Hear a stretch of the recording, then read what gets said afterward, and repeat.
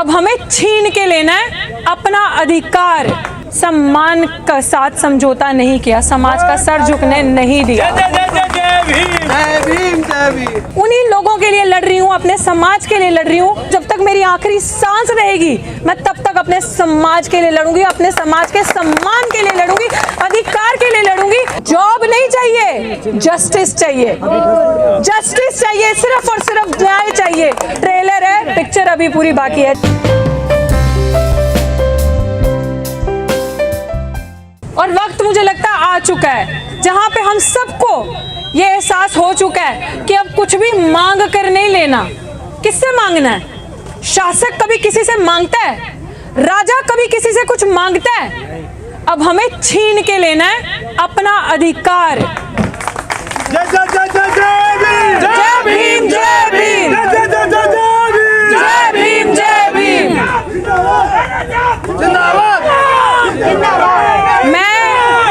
मेरा हृदय सच में, मैं कभी इमोशनल नहीं होती हूँ, मैं बड़ी प्रैक्टिकल होती हूँ और हमेशा संघर्ष का रास्ता मैंने चुना है। मेरे पास एक साल के अंदर अनेकों ऑफर आए दलाली के, अनेकों इस तरीके से प्रपोजल्स ऑफर्स आए कि चुप हो जाओ, आपकी नौकरी लगा देंगे, परमानेंट कर देंगे। लेकिन मैं आज आपके सबके सामने और जितने भी सोशल मीडिया, जो हमारा सच्चा मीडिया है और जो भी यहाँ पे लोग आए हैं, उन सबको यही कहना चाहूँगी कि मैंने समाज के सम्मान का साथ समझौता नहीं किया, समाज का सर झुकने नहीं दिया। मेरे को सिर्फ और सिर्फ एक ही चीज लगी कि दलाली और बेईमानी का रास्ता बड़ा आसान है, लेकिन इस तरीके से समाज का गला घुटता जाएगा। और ये लड़ाई डॉक्टर रितु की नहीं है, ये लड़ाई बिल्कुल भी डॉक्टर रितु की नहीं है। ये लड़ाई उन बच्चियों की, उन बच्चों की जो आने वाले या जो बीत गए, जिनका इन्हीं बेईमान हुक्मरानों ने गला घोटा है और बेईमानी एनएफएस करके, नॉट फाउंड सूटेबल करके गला घोट के उनकी जगह दूसरे कैंडिडेट्स को यूआर के पढ़ाया गया।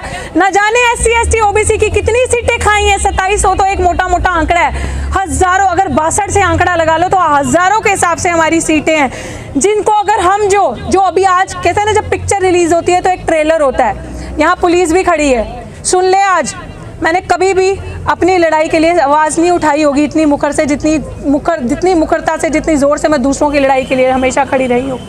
आज भी मैं उन्हीं सीटों के लिए, उन्हीं लोगों के लिए लड़ रही हूँ, अपने समाज के लिए लड़ रही हूँ। ये एक मिसाल कह लो, चाहे कुछ भी कह लो, लेकिन मैं कह रही हूँ जब तक मेरी आखिरी सांस रहेगी मैं तब तक अपने समाज के लिए लड़ूंगी, अपने समाज के सम्मान के लिए लड़ूंगी, अधिकार के लिए लड़ूंगी, क्योंकि हम सबको शासक बनना है और ऐसे बेईमान लोगों को यहाँ से भगाना है। ये यूनिवर्सिटी हमारी है, ये हमारा न्याय मंदिर है, ये हमारा अधिकार है। हमारे बच्चे हजारों के हिसाब से जो सपना देखते हैं और जो दिल्ली विश्वविद्यालय के दरवाजे तक पहुंच भी नहीं पाते, जो ये इस तरीके के लोग उनके अधिकार मारते हैं, फर्जी दस्तावेज लगा के उनको भगाते हैं यूनिवर्सिटी से, उनके साथ नाइंसाफी होती है, इस तरीके से उनका गला और ना घुटे और हमारे बच्चे सर उठा के सम्मान से विश्वविद्यालय में आके पढ़े और पढ़ाएं। ये उनके अधिकारों की लड़ाई है, उनके सम्मान की लड़ाई है। आप सबका बहुत बहुत शुक्रिया, जितनी महिलाएं यहाँ पे आई हैं, जितने संगठन यहाँ पे आए, चाहे वो समता सैनिक दल हैं, जो अभी डीसी कपिल जी ने जिन सबके नाम लिए, और डॉक्टर सागर भी यहाँ पे अगर सुन रहे हैं तो आगे आ जाएं और यहाँ पे बोल चुके हैं। मैं चाहती हूँ कि डूटा तो नहीं आया यहाँ पे दिल्ली यूनिवर्सिटी टीचिंग एसोसिएशन से, लेकिन टूट गया। आज आप सुन लो सारे दिल्ली यूनिवर्सिटी वाले भी। जी बनते जी, आप सबको मेरा सादर प्रणाम और पूजिए। जितने भी बनते जी यहाँ पे खड़े हैं, आए हैं, शुक्रिया आप सबका। आपके बिना वाकई में हमारी लड़ाई अधूरी होती है और आप सब ने यहाँ पे आकर ये बता दिया, वाकई में सही कह रहे हैं, डूटा हम सबकी एकता से आज टूटा, डूटा हम सबकी एकता से आज टूटा। और आज इस संघर्ष ने करके दिखा दिया कि हमें किसी की जरूरत नहीं है। बहुजन एकता जिंदाबाद, बहुजन एकता जिंदाबाद। टूटा जातिवादी मानसिकता में टूटा, बिल्कुल डूटा भी जातिवादी है। डूटा, सागर सर ने बिल्कुल सही कहा कि डूटा जातिवादी डूटा है। मुझे अभी तक वो चीज याद है कि जब मेरा संघर्ष शुरू हुआ था, कोई भी ऐसा ऊंची जाति का इंसान डूटा का नहीं जो मेरे को आके कहता कि आपका मैटर सुलझा देंगे, आपको नौकरी दिलवा देंगे, आपको न्याय मिलेगा। मैंने एक ही चीज चीज कही कि जॉब नहीं चाहिए, जस्टिस चाहिए, जस्टिस चाहिए, सिर्फ और सिर्फ न्याय चाहिए। और आज हम इस लेवल तक पहुंच चुके हैं कि नौकरियां सिर्फ डॉक्टर रितु को नहीं चाहिए, नौकरी मेरे पूरे समाज को चाहिए, लेकिन स्वाभिमान के साथ, सम्मान के साथ। नौकरी ना दलाली के साथ चाहिए, ना आपकी जी हजूरी करके चाहिए। जो हमारा मेरिट है, पोटेंशियल है, उस हिसाब से हमें सम्मान के साथ नौकरी चाहिए, सम्मान के साथ जीने का अधिकार चाहिए।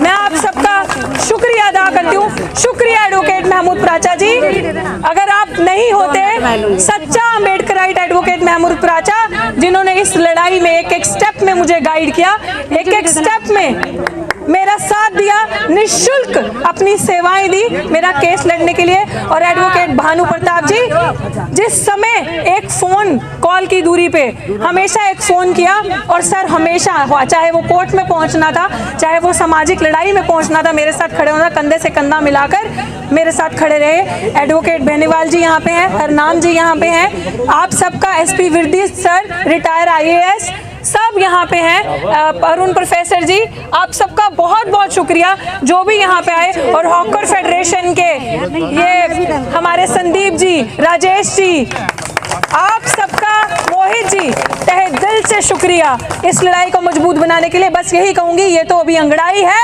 आगे और लड़ाई है, ट्रेलर है, पिक्चर अभी पूरी बाकी है। आप सबका बहुत बहुत शुक्रिया। शायद मैं नाम से सबको नहीं जानती हूँ, लेकिन जितने भी लोग आए हैं, मेरे लेफ्ट से लेके राइट से लेके और सेंटर तक, और मेरे पीछे जो खड़े हैं, आप सबका तहे दिल से बहुत बहुत शुक्रिया।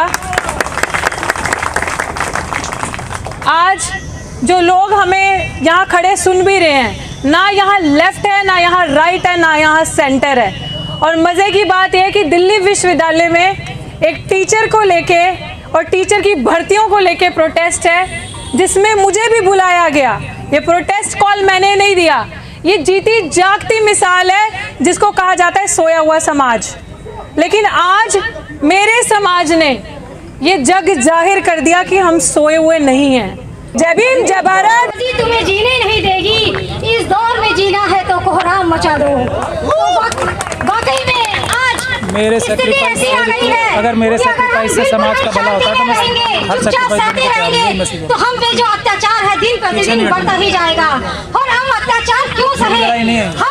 हम उस बाबा साहब को मानने वाले लोग हैं जो कभी झुकते नहीं। हमारे अंदर वो कीड़ा पैदा हो चुका है, अगर आपने छेड़ दिया तो शायद इतना डंक मारेंगे कि आपकी मौत हो जाएगी।